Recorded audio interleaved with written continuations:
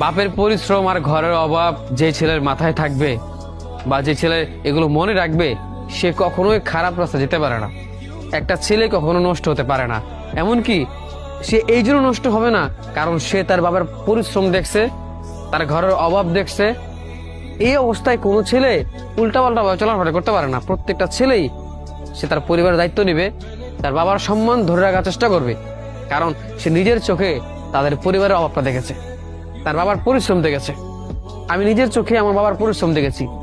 সে তার পরিবারের জন্য, মানে আমাদের এই ফ্যামিলির জন্য কতটা চেষ্টা করেছে, কতটা কষ্ট করছে, সেটা আমি প্রতিনিয়ত আমার এই দুই চোখ দিয়ে দেখেছি। এমনকি আমার ঘরের যে অভাব সেটাও আমি দেখেছি। এই অবস্থায় আমি আমি আমার ইচ্ছে মতো চলতে পারি না।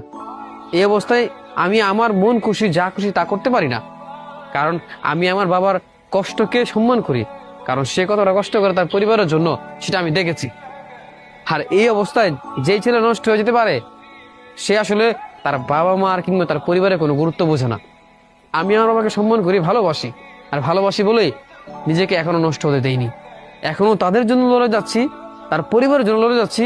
এমনকি দিন শেষে এরাই আমার সব, আমার বাবা মা, আমার পরিবার, এটাই আমার সব।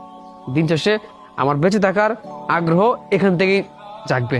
অতএব যেই ছেলে তার পরিবারের অভাব, তার বাবার পরিশ্রম, তার মায়ের পরিশ্রম এগুলো ভুলে যাবে, এগুলো ভুলেই যাবে, সে কখনো ভালো থাকতে পারবে না, সে নষ্ট হয়ে যাবে। কিন্তু আমি এগুলো মনে রেখেছি, আমার বাবার পরিশ্রম আমি নিজের চোখ দিয়ে দেখেছি। অতএব আমি আমার বাবার পরিশ্রমকে সম্মান করি, আমার বাবাকে সম্মান করি, আমার এই পরিবারটাকে সম্মান করি। তাই তো আজও নিজেকে ঠিক রেখেছি শুধুমাত্র তাদের জন্য। আর সবশেষে লড়ে যাব শুধু আমার পরিবার, আমার পরিবারের মানুষগুলোর জন্য।